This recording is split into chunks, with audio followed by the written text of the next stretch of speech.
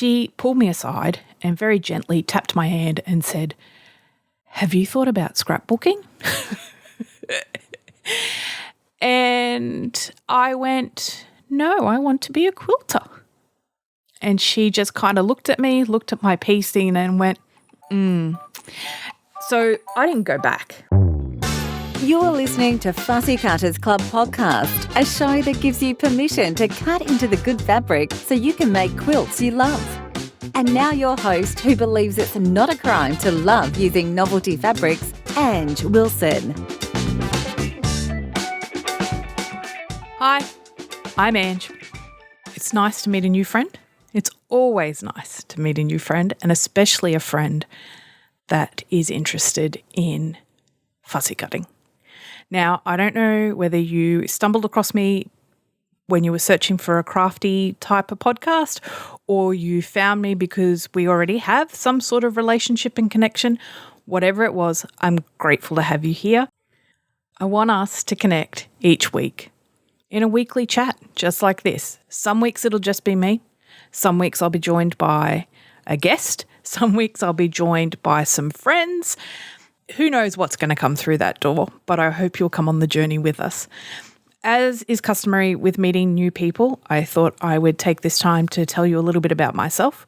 I'm going to be your host through all of this. So this podcast really isn't about me. It's about the people we talk to. It's about you, the people that listen.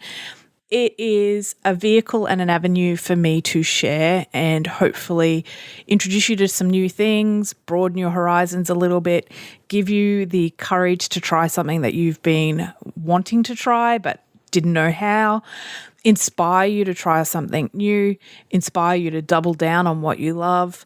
It's really about you and your journey with fabric and different ways to look at that fabric and have fun with that fabric. This is your weekly permission to go out, fondle the fabric, make the things you love, and have fun. So I hope you'll enjoy coming on this journey each week with us as we meet talented fussy cutters the world over.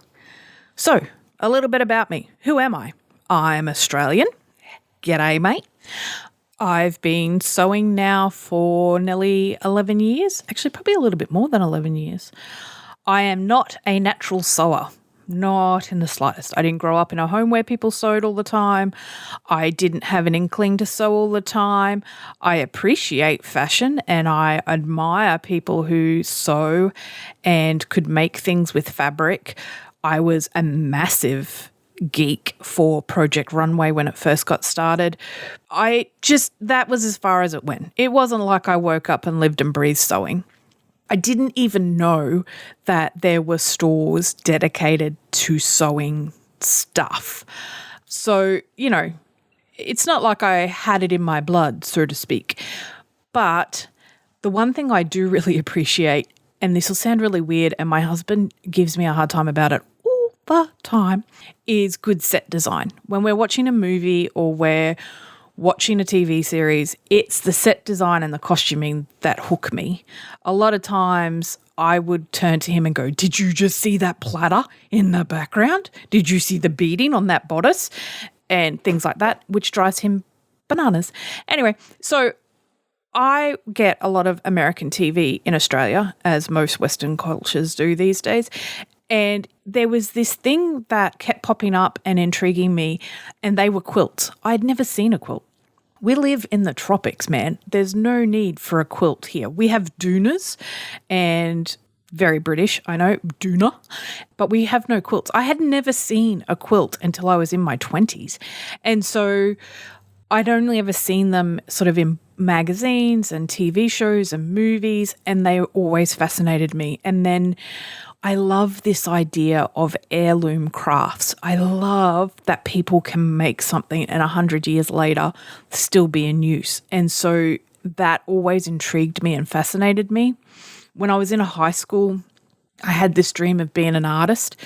And really, it was a bit of a dream because I wasn't very patient and I didn't want to practice.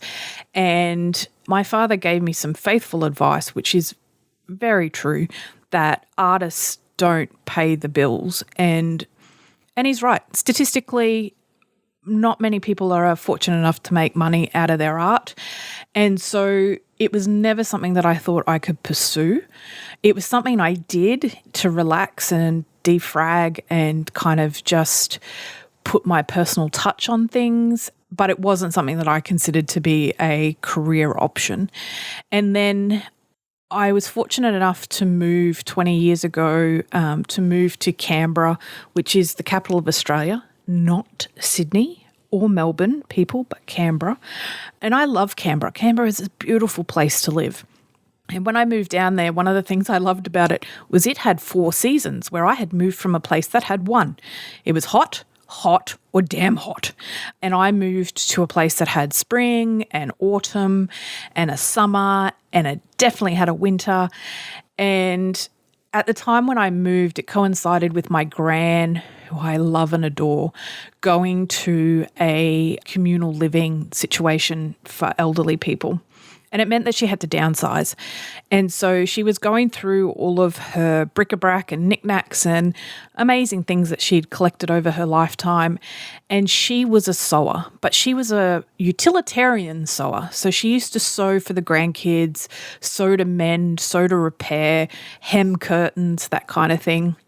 And as a kid, it used to amuse her greatly that I was the only grandchild that used to request, if she was making clothes for us, where the fabrics would go, where the colours would go, what I would like it to look like. I was a mini Coco Chanel trapped in the body of a bogan Australian.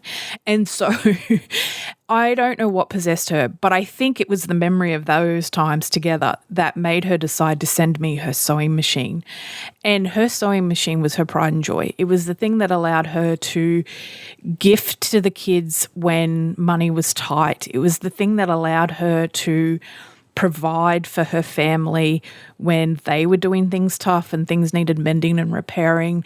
And so she very generously sent it to me, and a bit of an odd choice because I had failed home ec in high school to the point where my home economics teacher used to make me sit on the veranda whenever there was sewing, and I was allowed to colour in and draw so that I didn't sew my fingers together and she didn't have to fill out any paperwork.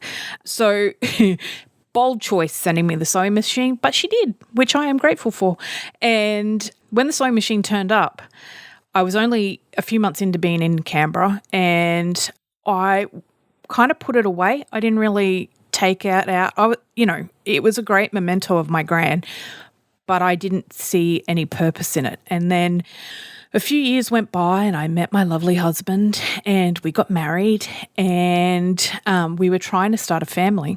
And I was working in IT in a job that was fairly stressful, and, trying for a baby ain't all it's cracked up to be, and going through an IVF procedure and having operations and having to deal with that stress on top of the stress of a job. And it was just, I was losing the plot. And so my IVF specialist said, get a hobby, girl. And I thought, fair enough. And so I went out and I was cleaning through some stuff at home and I came across the sewing machine and I thought, you know what? I'm going to make those clothes and those bags that I've always dreamed of. I'm going to make it happen. And so I looked up Google probably and found a fabric store in Canberra and chortled off to the fabric store thinking I would buy bag making supplies and bag patterns and fabric for bags. And I walked through the door and there on the walls were sample quilts. And my heart, it was like, in the cartoons where the cartoon person has the love hearts bulging out of their eyes. That was me in the door of that shop, looking at those walls, seeing that fabric, seeing those colours, the texture. Everything I knew in life stopped in that moment, and I knew I had to make a quilt. Now, I want you to keep in mind, I've only just seen a quilt in real life for the first time. I have no sewing experience. I have no one in my life that can sew to learn from, but here I am determined to make a quilt. And I'm going to tell you, I did what any self-respecting would-be quilter did that day. I bought 400 bazillion meters of fabric in every color. I just went in there and went, I like that, I like that, I like that, I like that. No plan, no nothing. I bought a quilt pattern. I had no idea what a quilt required to be constructed. I just bought the pattern that I thought I liked. I went up to the counter, dropped it all on the counter. No one in that store asked me what I was doing, whether I'd sewn before. They just rang it up and sent me on my way.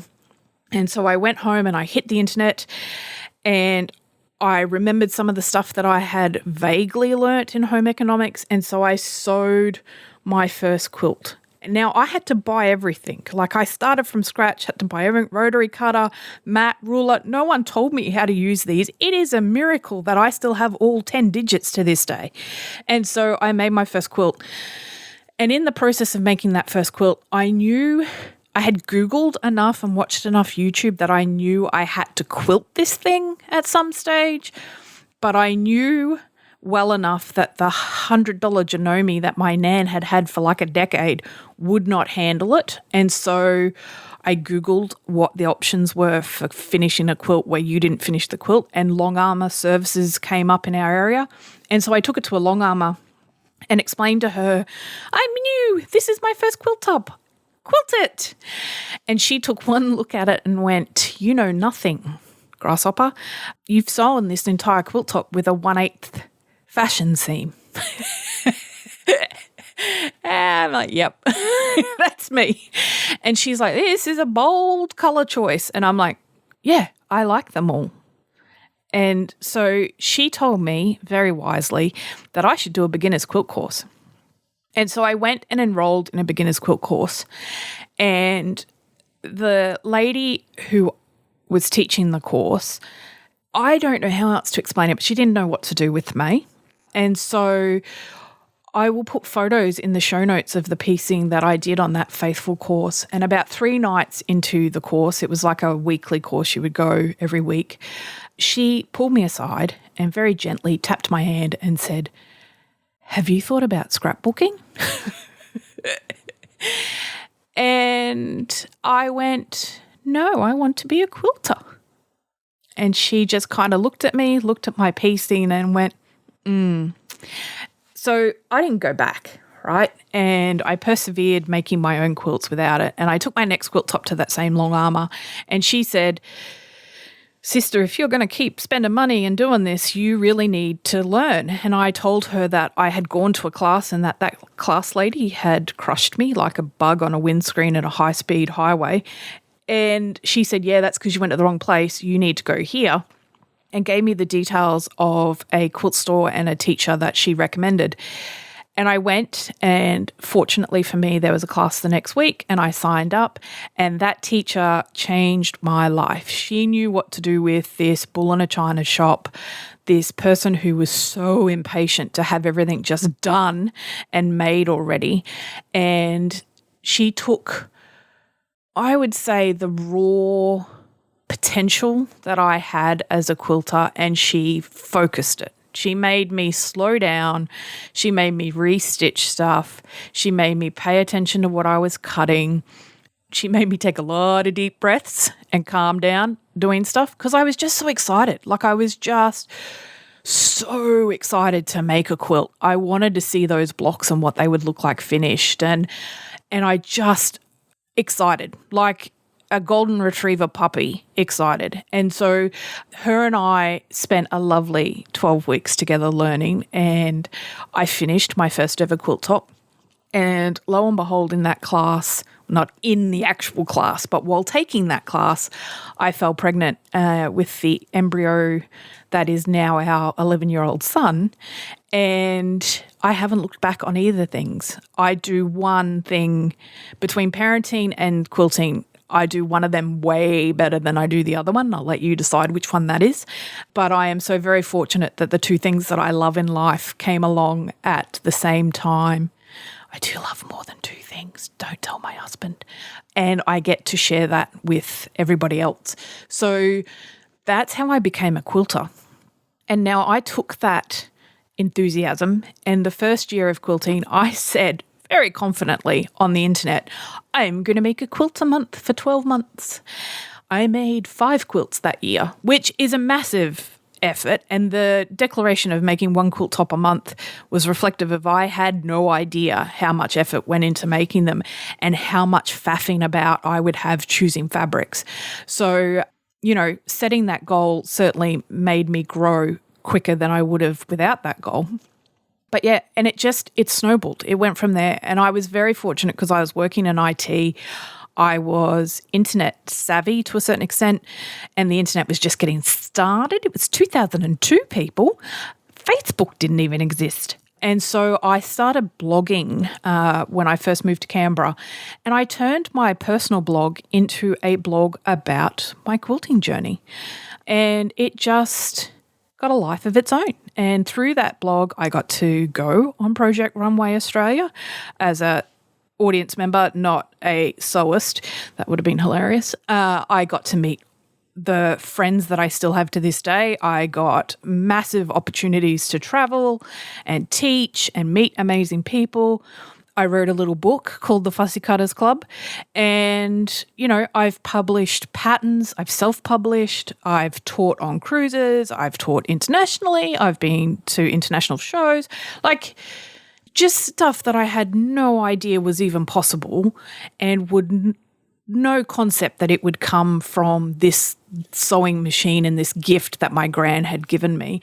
And here I am. And the thing that brings me the most joy with quilting is the fabric, is having fun with the fabric. It's the fussy cutting the fabric.